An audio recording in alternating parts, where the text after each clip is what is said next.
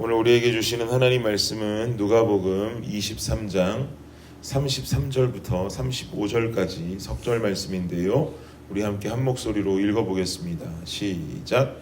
해골이라 하는 곳에 이르러 거기서 예수를 십자가에 못 박고 두 행악자도 그렇게 하니 하나는 우편에 하나는 좌편에 있더라. 이에 예수께서 이르시되 아버지 저들을 사하여 주옵소서. 자기들이 하는 것을 알지 못함이니이다 하시더라. 그들이 그의 옷을 나눠 제비 뽑을세. 백성은 서서 구경하는데 관리들은 비웃어 이르되 저가 남을 구원하였으니 만일 하나님이 택하신 자 그리스도이면 자신도 구원할지어다 하고. 아멘. 인간의 욕망과 인간의 욕심은 끝이 없습니다.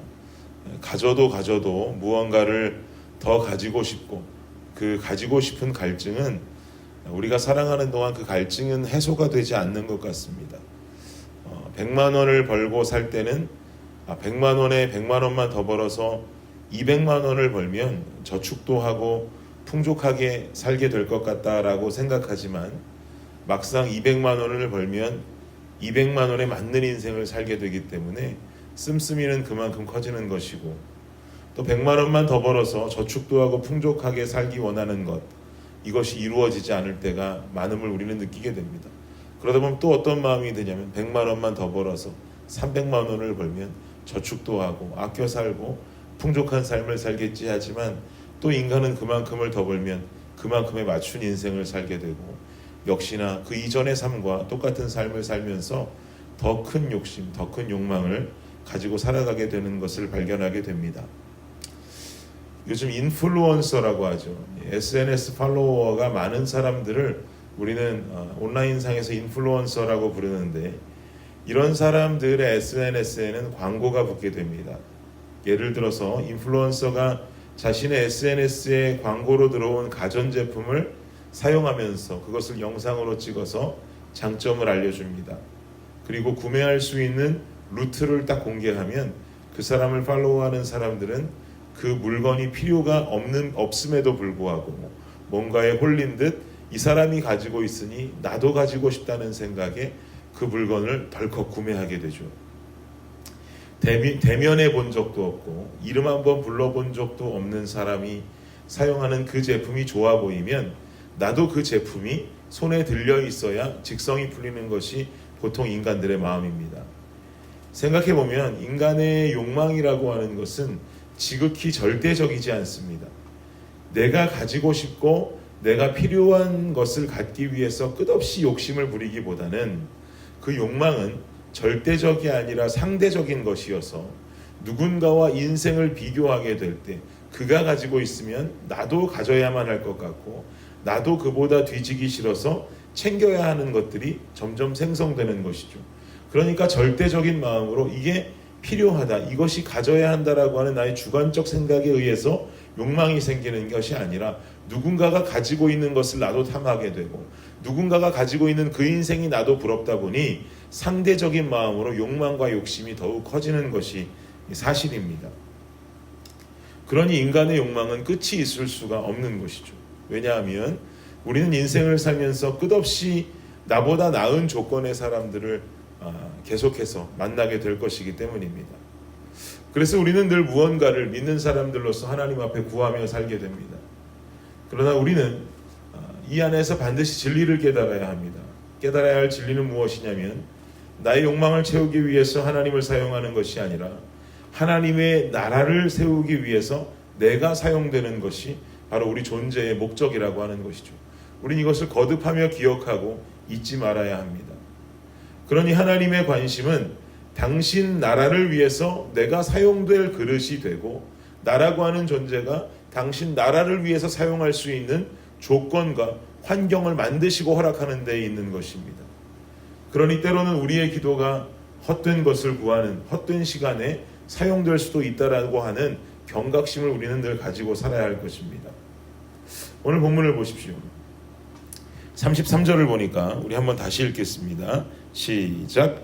해골이라 하는 곳에 이르러 거기서 예수를 십자가에 못 박고 두 행악자도 그렇게 하니 하나는 우편에 하나는 좌편에 있더라. 해골이라 하는 곳에 이르러, 어디를 말합니까? 골고다를 말하는 거죠. 골고다는 아람어로서 의미가 해골 혹은 해골의 장소라는 의미를 가지고 있는 단어입니다. 이런 질문 가지실 수도 있겠습니다. 그러면 골고다는 어디고 갈보리는 어딘가요? 예수님의 십자가가 골고다에 섰다고 말하는 사람도 있고 갈보리산에 섰다고도 말하는데 어디가 맞습니까? 라고 질문하실 수 있는데요. 여러분, 사실 성경을 읽어보시면 성경 어디에서도 갈보리라는 단어는 나오지 않습니다.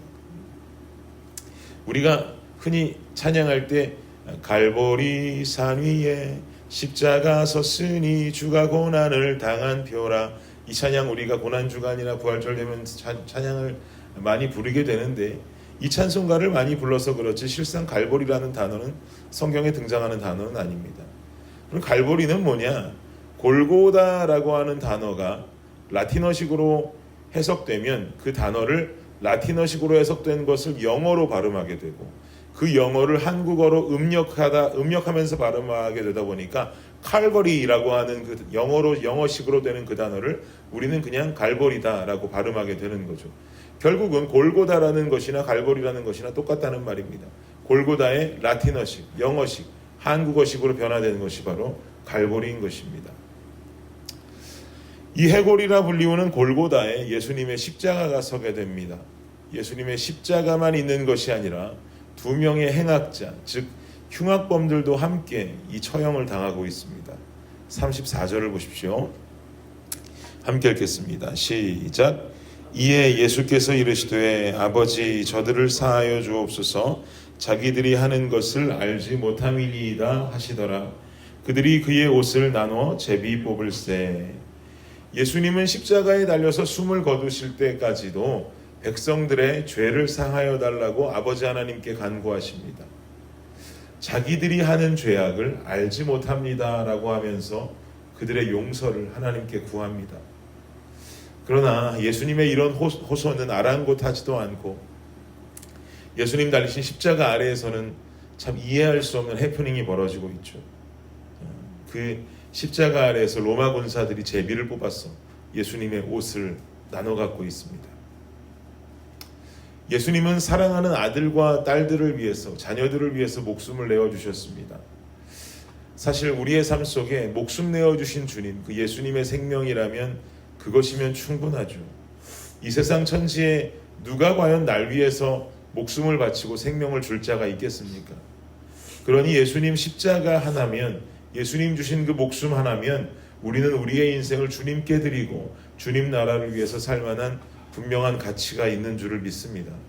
그런데 그 예수님 아래에선 예수님의 마지막 소유였던 그 옷가지까지 제비를 뽑아서 서로 나눠 갖고 있습니다.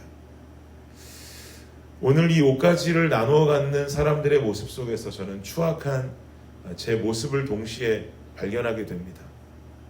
하나님의 관심은 뒤로 하고 여전히 나의 생각과 나의 욕망에 취해서 내 중심된 기도, 내 중심된 간구를 드리는 나의 모습을 발견하게 됩니다. 여러분의 모습은 어떠십니까? 하나님의 나라를 위해서 나라고 하는 존재를 준비하고 계십니까? 아니면 내가 부리는 욕심과 허영의 나의 나라를 위해서 하나님의 나라, 하나님을 사용하고 있습니까? 생명 내어주신 그분 앞에 주님, 그 옷까지는 어떻게 하실 것이냐며, 그것은 제게 언제 주실 것이냐며, 그거 내가 입고 그것까지 내가 가지면 안 되겠느냐고 주님께 묻고 있지는 않습니까? 주님께서 내게 한없이 주시기를 원하면서 나는 주님께 무엇을 드릴 수 있을지는 얼마나 고민하고 있고, 또 그것을 위해서는 우린 얼마나 기도하고 있습니까? 나는 여전히 더 많이 받기 원하고 나는 더 많이 누리기 원하면서 얼마나 주님은 나에게 받고 계시고 얼마나 주님은 나로 인해 행복을 누리고 계시는지 우리는 생각해 봐야 하지 않을까요? 우리가 성도라고 한다면, 우리가 주님 믿는 신자요, 예수 그리스도의 피로 구속받은 그분의 자녀들이라고 한다면, 우리가 그리고 이 예수 그리스도의 십자가의 사랑을 실제로 믿는다면 이 부분을 우리는 곰곰이 생각해보고 고민해봐야 할 가치가 있을 것입니다. 나는 과연 주님께 무엇을 드리고 있는가? 생명 주신 그분 앞에 그 옷까지는 언제 주실 것이냐고 끝까지 캐묻고 그것마저 나에게 달라고 붙잡고 있는 것은 아닐까. 이제 내가 생명 주신 그분 앞에 드려야 하는 시간이 온 것은 아닐까. 우리는 분명한 고민을 해야 할 것입니다. 사랑하는 여러분, 세상은 마지막 때를 향해 흘러가고 있습니다. 이제 우리는 주님 나라에 더욱 소망을 두어야 할 때입니다. 주님의 나라를 확장해야 하고 주님의 나라를 견고히 세우는 데 뜻을 다해야 합니다. 주님은 우리에게 모든 것을 다 내어주셨습니다. 주실 만큼 주셨습니다. 목숨 내어주셨으니 다 내어주신 것이죠. 상대적으로 생각하면 누구보다 덜 받았다고 생각할지 모르겠지만 우리가 절대적으로 생각하면 우리 각자가 생명을 얻은 것이고 살만한 힘과 살만한 능력과 살만한 재물도 허락하셨습니다.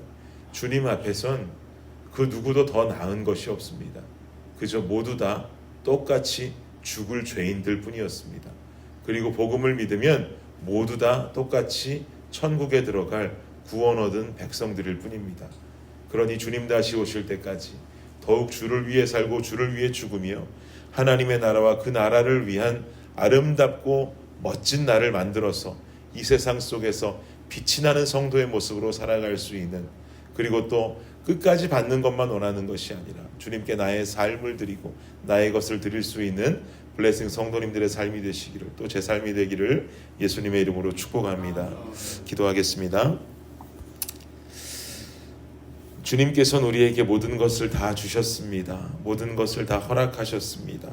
십자가 위에서 피 흘리시고 그 생명을 다 우리에게 주셨습니다. 그리고 죄 속에 허우적거리고 사망 권세 속에 살아갈 수밖에 없는 나를 주님은 생명으로 옮기셨습니다. 그럼에도 불구하고 여전히 나는 주님 앞에 무릎 꿇고 나옴으로 말미암아 주님의 옷까지는 언제 주실 겁니까? 주님, 그건 언제 주실 겁니까? 아버지, 나는 여전히 부족한데 이 부족함은 어떻게 채우실 것입니까? 라고 우리는 계속 아버지 앞에 간구하고 있는 것은 아닌지 우리의 삶을 돌아보기를 원합니다. 이제는 우리가 관심 가져야 할 것은 나의 헛된 허영과 욕심에 찬 나의 나라가 아니라 우리는 거룩한 하나님의 나라에 소망을 두어야 할 줄 믿습니다.